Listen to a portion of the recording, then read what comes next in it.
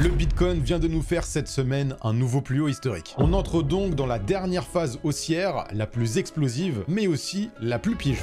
Dans cette vidéo, je t'explique pourquoi le cycle n'est pas fini, comment repérer les vraies opportunités, et je te partage mon top 5 altcoins prêt à capter le prochain gros flux de liquidités. Bon retour sur ma chaîne où je vous apprends comment construire une fortune grâce à la crypto-monnaie. Si le sujet de la vidéo d'aujourd'hui vous plaît, n'hésitez pas à la liker pour soutenir mon travail et à vous abonner. On est sur le chemin des 50 000 Rich sur la chaîne, alors un grand merci à vous pour tout votre soutien. On se retrouve devant le sommaire de la vidéo. Dans la première partie, nous allons voir que c'est le moment le plus important du cycle, celui qu'il ne faut absolument pas rater. Dans la deuxième partie, je vais vous apprendre comment repérer les meilleures opportunités. Et enfin, je vous partagerai mon top 5 actuellement des opportunités que j'ai dénichées. Pour comprendre la phase du cycle où nous en sommes actuellement, nous allons reprendre la comparaison entre la masse monétaire M2 et celle du Bitcoin. On s'est appuyé sur cette comparaison depuis de nombreuses semaines maintenant pour comprendre que le rebond haussier du Bitcoin n'était pas qu'un simple rebond, mais plutôt sur le mouvement qui allait nous permettre de chercher un nouveau plus haut historique. On a pu voir cette semaine que cette analyse s'est validée. Le Bitcoin a effectivement fait un nouveau plus haut historique. Et quand on regarde l'évolution de cette masse monétaire M2, on peut voir que elle aussi cette semaine, elle a fait un nouveau plus haut historique. Donc même si je m'attends à ce que du court terme, le Bitcoin digère cette hausse avec un mouvement correctif, sur le long terme, il reste beaucoup de potentiel à ce dernier pour continuer à monter et aller beaucoup plus haut que les 112 000 $. Et cette information, elle a toute son importance pour comprendre qu'on est en train de rentrer dans le mouvement le plus explosif de notre cycle. En effet, ici, vous avez l'évolution du prix du Bitcoin en unité de temps.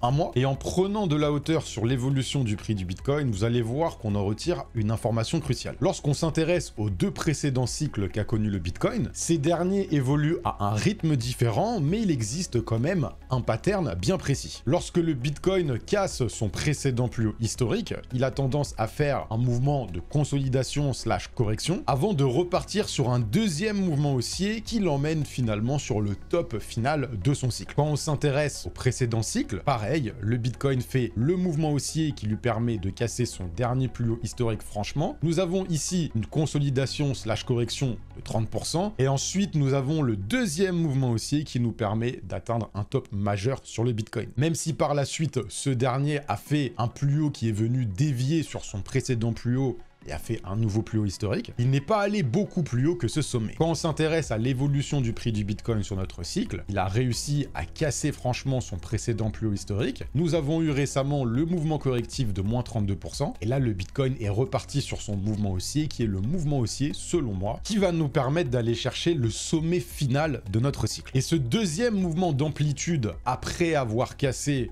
un précédent plus haut historique, il a vraiment toute son importance, puisque lorsqu'on compare ensuite le Bitcoin à sa dominance dans le marché, donc là on est en unité de temps une semaine, on peut observer que c'est après ce premier mouvement correctif, une fois qu'on avait cassé le dernier plus haut historique du précédent cycle, que la dominance du Bitcoin atteint son sommet final et commence finalement à chuter alors que ce dernier explose à la hausse. C'est dans ces conditions de marché, c'est lorsque cette dominance chute que nous avons le lancement du bull run pour les altcoins. Lors de notre dernier cycle, le Bitcoin a fait son premier mouvement qui nous a permis de casser le précédent plus haut historique, mouvement correctif de 30%, et ensuite, lors du deuxième mouvement, c'est là que nous avons eu la chute de la dominance. C'est vraiment ce deuxième mouvement qui nous permet d'avoir une chute sur la dominance du Bitcoin. Lors de notre cycle, nous venons de vivre les moins 32% sur ce début d'année, le Bitcoin est en train de remonter, donc on a une bonne probabilité que une fois que le Bitcoin va vraiment réussir à dépasser les 112 000 $ et accélérer au-dessus des 120 000 $, c'est à ce moment précis que les choses sérieuses vont commencer sur le marché des altcoins. Je m'attends à voir le mouvement explosif pour lequel j'ai investi finalement sur ce marché. Et pour comprendre pourquoi les choses sérieuses vont vraiment commencer, on va s'intéresser au mouvement du Bitcoin lors de son dernier cycle. Donc là, on est en unité de temps journalière et précisément sur son comportement lorsqu'il a cassé son précédent plus haut historique. Donc nous avons eu ce mouvement haussier que j'ai entouré en bleu. Ensuite, nous avons le mouvement correctif de 30% et ensuite nous avons le mouvement haussier qui nous a permis d'aller sur le sommet final de ce cycle. Et ce qui va être intéressant, c'est de regarder l'évolution du prix d'un altcoin qui a bien performé lors du dernier cycle pour voir son comportement lors de ces 3 phases-là. C'est-à-dire lorsque le Bitcoin a cassé son précédent plus haut historique, lorsqu'il était en mouvement correctif et lorsqu'il a cassé ce mouvement correctif. J'ai choisi tout simplement la crypto-monnaie Solana puisque c'est l'une des crypto-monnaies qui a le mieux performé lors de notre dernier cycle. Donc on peut voir qu'avant que le Bitcoin accélère sur le mouvement qui lui a permis de casser son précédent plus haut historique, donc toute cette période en bleu, le Solana avait déjà fait plus 885% en performance. Et lorsque le Bitcoin a accéléré plus haut que son ATH, c'est là qu'il était plus fort en termes de dominance dans le marché, le Solana a perdu 80% de sa valeur. Ensuite, le Solana a trouvé le bottom de son mouvement correctif une fois que le Bitcoin a entamé son deuxième mouvement haussier après avoir cassé son précédent ATH, c'est-à-dire le mouvement haussier après sa phase de correction. Et c'est à ce moment précis, lorsque sa dominance a chuté dans le marché, que le Solana a fait plus 20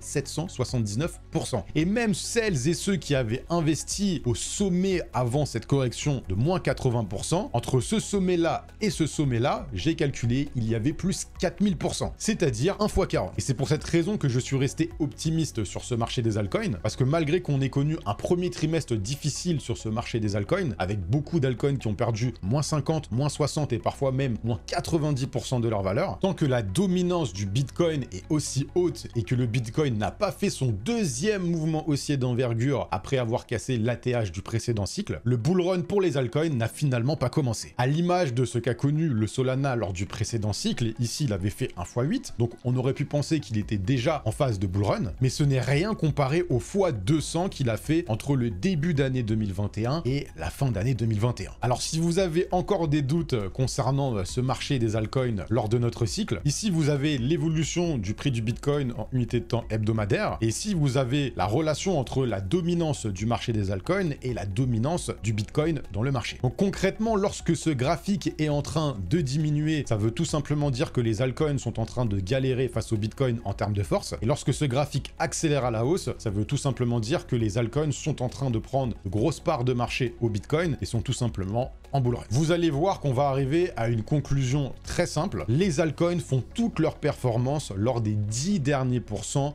du bull run du Bitcoin. Lors du précédent cycle, en effet, une fois que le Bitcoin avait atteint son sommet majeur, avant qu'on rentre en bear market, là aussi, les altcoins avaient atteint leur sommet face au Bitcoin. Pendant toute cette phase corrective et même lorsque le Bitcoin est reparti sur sa tendance haussière et a confirmé ensuite son bull run en fin d'année 2020, les altcoins n'ont jamais vraiment réussi à exister face au Bitcoin. Et c'est à partir de quel moment qu'on a trouvé le plus bas en termes de force face au Bitcoin et que les altcoins ont commencé à reprendre véritablement de la force, c'est lorsque le Bitcoin a réussi à faire son deuxième mouvement haussier après la phase de correction de moins 30%, après avoir cassé le précédent ATH du dernier cycle, je pense que vous l'avez compris. Et là où le Bitcoin n'a pas réussi en fin d'année 2021 à aller beaucoup plus haut que le sommet qu'il avait formé en avril 2021, on voit que le marché des altcoins, lui, a réussi à faire un sommet plus haut que celui du Bitcoin. Donc ça montre bien qu'après avoir fait ce deuxième mouvement haussier, les altcoins sont rentrés en bull run. Quand on s'intéresse maintenant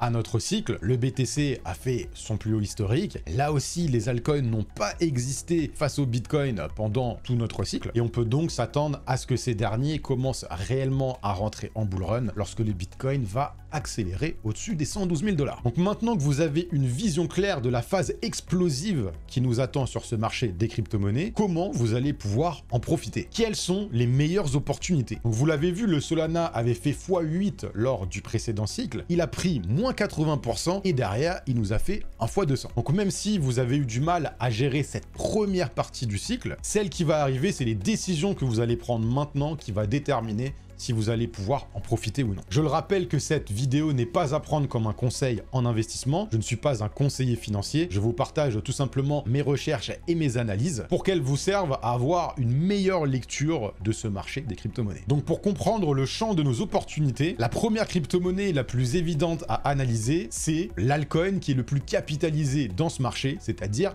Ethereum. Si cette vidéo atteint les 2000 likes, je ferai l'analyse des 10 altcoins qui reviendront le plus en commentaire. Alors si ce sujet de vidéo vous intéresse, explosez-moi la barre des likes, mais rich. Ici on est en unité de temps hebdomadaire et il n'existe aucun scénario où nous allons avoir un bull run de folie pour les altcoins si Ethereum n'explose pas à la hausse. Alors ce qu'on peut remarquer, c'est que l'Ether a fait un mouvement haussier qui lui a permis d'aller chercher le sommet majeur lors du précédent cycle. C'est dans ce contexte qu'on peut identifier un range très clair sur l'Ether. Il a fait une déviation du plus haut qu'il avait trouvé fin du mois d'avril ici. C'est cette déviation qui l'a emmené sur son mouvement correctif du bear market. Ensuite, dans cette phase en bleu, nous avons eu la déviation du bas du range. Et c'est généralement lors de ces mouvements de déviation en dessous d'un range majeur qu'on a les meilleures opportunités. Après avoir réintégré le range en fin d'année 2023, début d'année 2024, il a fait un nouveau mouvement haussier qui lui a permis de réintégrer le range. Ce mouvement a créé une nouvelle zone d'accumulation à l'intérieur du précédent range. Sur ce début d'année 2025, l'Ether est revenu dévier en dessous du bas du range. Et depuis les dernières semaines, il a entamé un très fort rebond haussier qui lui a permis de réintégrer le range. Donc concrètement, depuis bientôt 4 ans, l'Ether est dans une énorme zone d'accumulation. Et après être venu chercher 2 fois le bas du range, je m'attends maintenant à ce qu'il entame le mouvement haussier qui va lui permettre de venir chercher le haut du range. Et pour être tout à fait transparent, je pense que ce prochain mouvement haussier va nous permettre de faire un nouveau plus haut historique sur l'Ether. On reviendra un peu plus en profondeur dans la suite de la vidéo sur l'évolution du prix de l'Ether. Donc maintenant que vous avez compris que l'altcoin numéro 1 nous indique qu'il n'est pas mort, bien au contraire, pour gagner sur ce marché, il faut absolument comprendre la relation entre la rotation de liquidité qui part du Bitcoin et qui se déverse ensuite sur le marché des altcoins. Donc on va reprendre cette analyse du Bitcoin lors de notre cycle. On est en unité de temps hebdomadaire. On peut remarquer que le Bitcoin a fait son mouvement correctif du bear market dans cette zone en rouge. Il est venu dévier en bas du range. Dans la zone en bleu, la meilleure zone pour accumuler du Bitcoin lors d'un cycle, c'est en dessous de son range. Lorsqu'il a réintégré ensuite le range, il est entré dans une nouvelle phase d'accumulation. À la cassure de ce range, le Bitcoin a validé son mouvement du bull run, puisqu'il a cassé le dernier point haut qui nous avait emmené sur ce dernier point bas, c'est-à-dire qu'il a confirmé un changement de tendance. On est passé d'une tendance baissière à une tendance haussière, c'est-à-dire un mouvement du bull run. Ensuite ici, il a dévié légèrement plus haut que son précédent ATH. On est à nouveau entré dans une nouvelle zone d'accumulation. Et en fin d'année 2024, nous avons eu le premier mouvement qui nous a permis d'aller vraiment plus haut que son dernier ATH. Donc le Bitcoin est en bull run depuis le début d'année 2024. C'est pourquoi ici, j'ai mis le Bitcoin lead. C'est le Bitcoin qui lead le marché, c'est lui le leader. Donc comprendre les mouvements du Bitcoin, c'est comprendre également le reste du marché. Ensuite, quand on s'intéresse au top 100 du marché des crypto-monnaies, c'est-à-dire sans le Bitcoin et sans l'Ether, on obtient une nouvelle lecture de où on en est dans notre cycle. Tout comme le Bitcoin, ici nous avons eu le mouvement du bear market, on a eu le mouvement en dessous du range qui nous a permis d'accumuler des altcoins pour celles et ceux qui sont sur le marché depuis 2022-2023. Ensuite, ce marché est entré dans sa phase de déni. Quand on revient à l'intérieur du range, tant qu'on n'a pas cassé le dernier plus haut qui nous a emmené sur ce dernier plus bas, on n'a pas confirmé un changement de tendance. C'est lorsqu'on a eu cette cassure en fin d'année 2024 que ce marché des crypto-monnaies a fait de belles performances et principalement le top 100. Donc aujourd'hui, ce top 100 se retrouve en dessous de son précédent plus haut qu'il avait atteint lors du dernier cycle. Et c'est pourquoi, lors du deuxième grand mouvement haussier du Bitcoin, on peut s'attendre à ce que ce marché du top 100, lui aussi, réussisse à rentrer cette fois-ci dans sa période de bull run au-dessus de son précédent plus haut historique. C'est dans cette phase en vert qu'on connaît les accélérations haussières les plus violentes. Donc maintenant, quand on s'intéresse au marché du Others, c'est-à-dire celui qui représente le marché des altcoins sans le top 10, on se rend compte que là aussi, on a une structure similaire, mais qu'en termes de timing, on n'est pas du tout sur le même timing que le Bitcoin et les crypto-monnaies qui sont les plus capitalisés dans le marché. On a également eu ce mouvement du bear market, le mouvement d'accumulation, la phase de déni, qui a été cassé à 2 reprises, qui nous a conduit sur 2 faux départs, 2 faux espoirs. Quand on s'intéresse au dernier plus haut qui nous a emmené sur ce dernier plus bas, il n'a jamais vraiment été cassé ici, c'est-à-dire que ici on a eu une rejection très claire et ici on a eu une déviation de ce sommet et on a été rejeté. C'est pourquoi, une fois de plus, je m'attends à ce que ce marché du Others entre en bull run, entre sur son mouvement qui va nous permettre d'aller chercher une bonne fois pour toutes son précédent sommet historique, une fois que le Bitcoin va entamer le mouvement au-dessus des 112 000 $. Et c'est un rappel ici que le reste du marché des altcoins entre en bull run lors des 10 derniers pourcents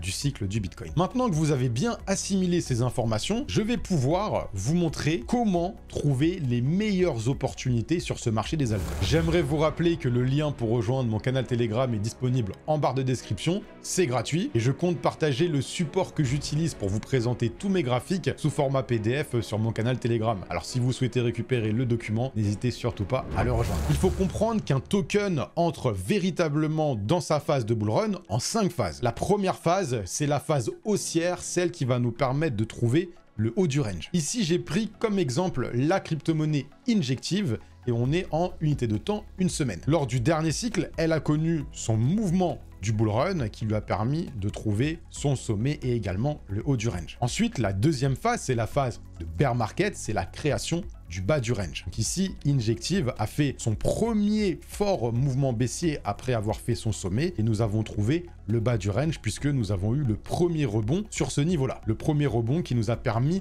de retracer au moins à 50% par rapport au dernier mouvement haussier. C'est ce retracement d'au moins 50% qui nous permet de confirmer le bas du range. Ensuite, la troisième phase, c'est la phase d'accumulation. C'est la phase où le token va faire une déviation du bas du range et rentrer dans sa phase d'accumulation. C'est dans cette phase qu'on trouve le plus bas sur un token lors d'un cycle. C'est donc le meilleur moment pour investir sur un altcoin et pour construire sa position sur du long terme. La quatrième phase, qui est la phase de déni, c'est lorsque nous avons la réintégration du range. C'est le deuxième meilleur moment pour investir sur un token, car cette phase-là précède tout simplement la phase de bull run d'un token, c'est-à-dire la cinquième phase, c'est le mouvement rapide vers le haut du range. Et donc, il existe deux scénarios. Soit le token dévie le haut du range et n'arrive pas à aller vraiment au-dessus du range, ou soit le token arrive complètement à exploser son précédent sommet et faire un nouveau plus haut historique. Ce sont les 5 phases qui composent le bull run pour un token. Et ce qu'il faut vraiment réaliser, c'est que chaque token peut avoir son propre bull run à l'intérieur d'un cycle. Et c'est là toute la complexité pour trouver les meilleures opportunités. Alors attention, la majorité des tokens ne reviennent jamais en phase 4 après avoir perdu l'attention ou un rug. C'est-à-dire que la majorité des tokens, après avoir subi un mouvement correctif vraiment très fort, c'est-à-dire moins 70, moins 80, moins 90%, et après avoir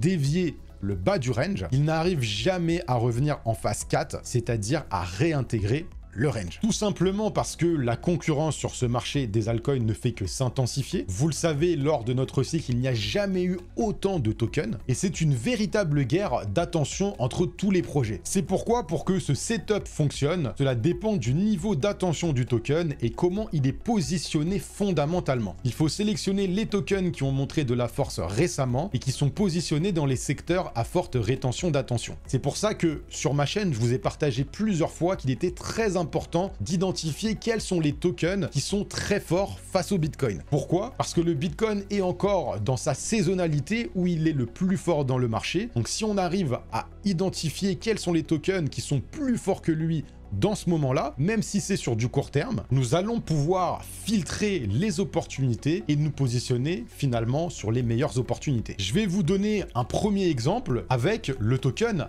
Hype du projet Hyperliquid. Alors ce qu'il faut comprendre, c'est que le mouvement haussier, comme je vous ai montré sur le premier modèle, n'a pas besoin d'avoir été réalisé lors du précédent cycle. Ça peut être un mouvement haussier très fort lors de notre cycle, mais ce qui compte, c'est de déterminer ce mouvement haussier, la phase corrective et surtout lors de la phase corrective, quel est le plus bas qui nous a permis d'atteindre au moins les 50% de la phase de correction. Donc c'est ce plus bas finalement qui nous a permis de revenir à au moins 50% de ce mouvement correctif. Donc ça va être le bas du range. Ensuite, nous avons le projet Hyperliquid qui a fait une déviation en dessous du range il n'y a pas très longtemps, c'était lors du mois de mars. Et à la réintégration du range, il y avait une toute petite fenêtre de tir pour se positionner pour celles et ceux qui n'avaient pas pu construire de position sur le projet. Donc dans la phase de déni, c'est-à-dire une fois que ce sommet ici avait été cassé, c'était le moment pour entrer sur ce projet. Et à la cassure du sommet de cette zone de consolidation, sur cette bougie-là, c'était le dernier moment pour entrer sur le projet Hyperliquid avant qu'il revienne chercher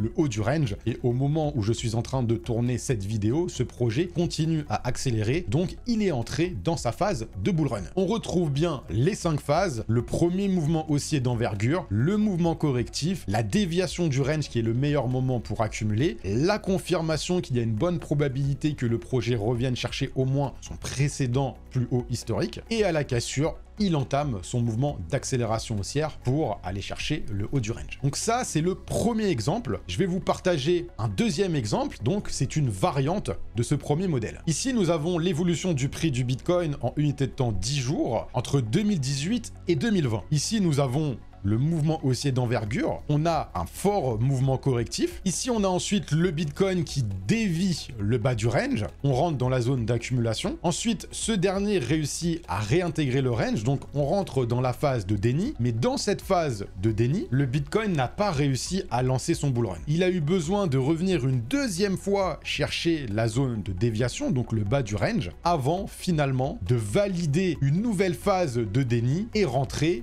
à la cassure dans sa période de bull run et en revenant chercher le haut du range et en le dépassant largement. Donc dans le deuxième modèle, nous avons 2 phases de déni avec finalement 2 déviations en bas du range. Et dans cette phase de déni, nous avons eu un mouvement haussier et un mouvement baissier. Si vous avez l'œil, cette structure doit vous rappeler une crypto-monnaie. En effet, l'Ether est en train de dupliquer précisément ce modèle lors de notre cycle. Nous avons en phase 1 son mouvement haussier, en phase 2 le mouvement baissier, en phase 3 le mouvement d'accumulation, phase 4 première grande zone de déni avec un mouvement haussier, un mouvement baissier, un mouvement haussier, un mouvement baissier. On revient dévier en bas du range. Et là, nous venons tout simplement de créer une nouvelle phase de déni. Et c'est pourquoi je m'attends à ce que l'Ether entre en bull run une fois qu'il va réussir à casser ce dernier sommet qui nous avait emmené sur ce dernier plus bas, c'est-à-dire le niveau des 2850 $. C'est en cassant les 2850 $ que je m'attends à voir l'Ether aller chercher le haut du range, aller chercher son ATH et continuer finalement dans sa période de bull run. Ce qui me rend aussi confiant, c'est de me dire que nous avons une zone d'accumulation depuis maintenant 4 ans, qu'on a eu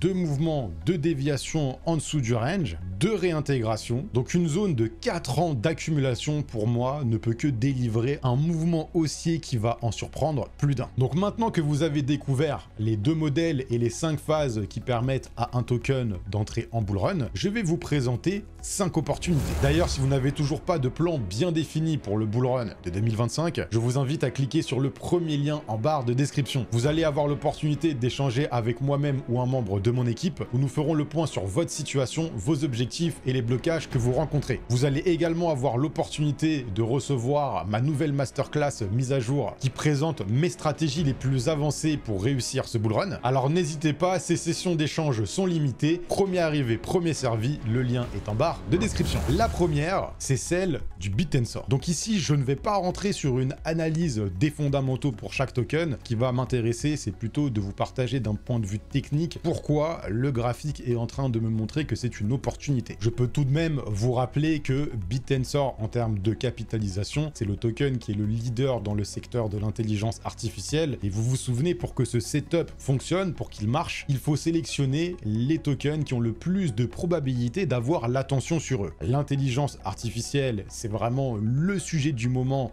dans le monde entier. Bit&Sor étant un projet très solide et très bien positionné sur ce narratif, toutes les conditions ici sont réunies. Nous avons donc eu un Bit&Sor sur cette première partie du cycle qui a fait un grand mouvement haussier. Il a eu ensuite son grand mouvement correctif, première déviation en bas du range, le meilleur moment pour se recharger ou pour entrer sur Bit&Sor. Ensuite, nous avons eu une première phase de déni avec 2 faux départs, puis nouvelle correction sur le Bit&Sor pour arriver une nouvelle fois sur une déviation du bas du range. Deuxième meilleur moment pour les retardataires de rentrer sur ce projet. Et là, le Bit&Sor vient de réintégrer son range en créant une nouvelle phase de déni. Et c'est lorsqu'il va réussir à casser ce dernier sommet qui l'a emmené sur ce dernier plus bas que je m'attends à voir Bit&Sor partir sur son deuxième grand mouvement haussier d'amplitude et revenir chercher le haut du range et nous faire un nouveau plus haut historique. Donc selon vous, est-ce que c'est plutôt le modèle 1 ou le modèle 2? Si vous avez bien suivi cette vidéo, vous répondez très simplement le modèle 2. Car nous avons eu 2 déviations en bas du range et 2 zones de déni. 2 réintégrations à l'intérieur du range. Et finalement, toute cette grande zone est une zone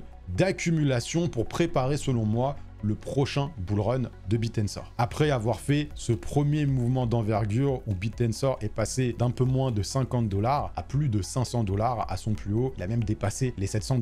Donc vous vous rappelez, Solana lors du précédent cycle, x8, moins 80%, x200. Je ne m'attends pas à ce que Bit&Sor fasse x200, mais ici, on a plus qu'un x10. On est sur le mouvement de correction, puis d'accumulation pour préparer ensuite le prochain mouvement aussi. On enchaîne avec la deuxième opportunité pour moi qui est Virtuals. Alors, toujours dans le secteur de l'intelligence artificielle, mais dans le sous-secteur des agents IA. Là aussi, un narratif très puissant. On a connu un très fort mouvement haussier lors de la dernière période où le marché des altcoins avait bien performé, c'est-à-dire fin d'année 2024. Ce projet a littéralement explosé à la hausse. Nous avons connu une grande phase de correction. Virtuals et ensuite rentrer dans la zone où il y a eu un désintérêt complet pour ce projet, et notamment lorsqu'on voit des petites bougies comme ça montre tout simplement qu'il y a totalement eu un shift d'intérêt concernant ce projet, et même là ici c'est même difficile de voir la formation des bougies tellement ce projet dans l'esprit des gens était parti à la cave. Ensuite ici nous avons une réintégration du range, donc phase de déni. Pourquoi cette phase elle est appelée finalement la phase de déni? Puisque lorsqu'on a la réintégration du range, lorsqu'on a ce mouvement haussier, après avoir eu un tel mouvement correctif, il est difficile de se dire que le projet a ce qu'il faut en réserve pour revenir chercher son précédent plus haut historique. Donc pour moi, lorsque Virtuals va réussir à casser cette nouvelle zone d'accumulation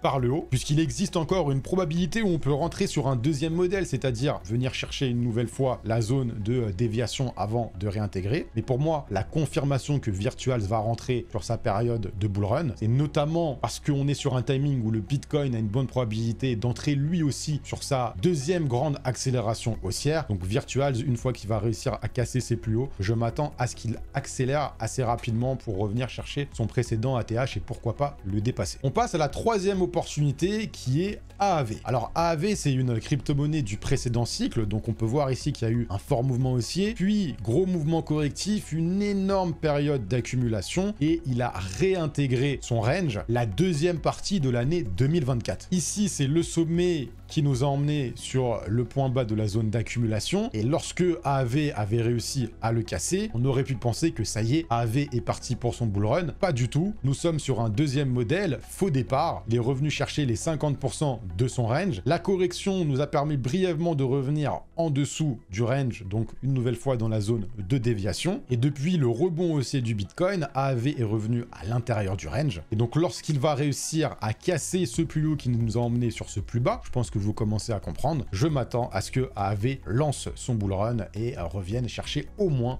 le plus haut du range. Soit disant passant, AAV est l'un des projets les plus solides dans le secteur de la DeFi. Donc là aussi, en termes d'attention et d'intérêt de la part du marché, c'est dans le vert. On peut passer au quatrième projet qui est l'EPP. L'EPP qui est dans le secteur des meme coins. Et je fais la différence, c'est un rappel, normalement vous le savez, je fais une différence entre les meme coins qui sont les plus capitalisés sur chaque blockchain et les shitcoins qui sont beaucoup moins capitalisés, où là c'est complètement du casino. L'EPP a connu un très fort mouvement haussier sur la fin d'année 2024. Il a fait un grand mouvement correctif. Il est venu plus bas que son range, donc dans la zone d'accumulation, et il a réintégré lors de ce mois de mai 2025 son range. Il n'a toujours pas réussi à casser le plus haut qu'il avait emmené sur ce point bas. Et donc, comme les autres crypto-monnaies, si l'EPP réussit à casser ses sommets, pour moi, il va rentrer sur son prochain grand mouvement d'envergure et il reviendra chercher le haut de son range. Ensuite, en fonction du Bitcoin, si le Bitcoin rentre sur un mouvement correctif sur du court terme avant de réellement déclencher son prochain mouvement d'envergure, on peut également avoir un mouvement de déviation en dessous du range et ce sera lors de la réintégration qu'il y aura une deuxième chance pour celles et ceux qui veulent avoir plus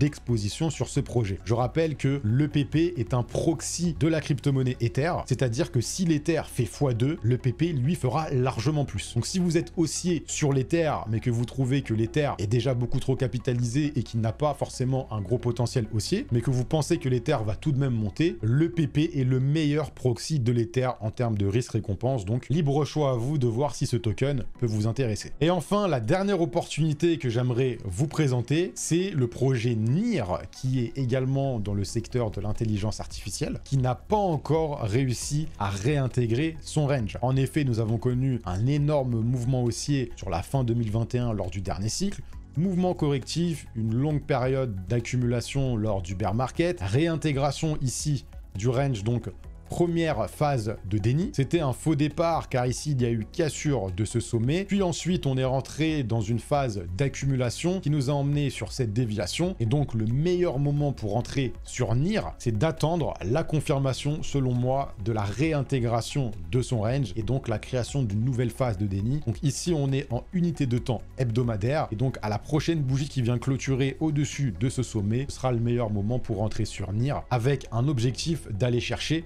le haut du range. Étant donné que le marché des altcoins n'a pas encore connu de bull run, il existe une pléthore d'opportunités sur le marché. Cela ne sert à rien de vouloir sauter sur toutes les opportunités. Je rappelle que ce setup fonctionne le mieux sur les tokens qui ont le plus de probabilité d'attirer l'attention en étant dans les bons secteurs et les bons narratifs. En ce sens, je vous invite à rejoindre mon canal Telegram puisque je vais partager une vidéo masterclass mise à jour qui va couvrir comment sélectionner ces opportunités avec un processus très simple. Là, je vous ai présenté le haut de l'iceberg, mais il existe d'autres techniques pour faciliter l'analyse et la recherche. J'espère que cette vidéo vous aura apporté la valeur que vous recherchez. Si c'est le cas, explosez-moi la barre des likes, mais rich. On se retrouve prochainement pour une nouvelle vidéo, mais d'ici là, restez rich.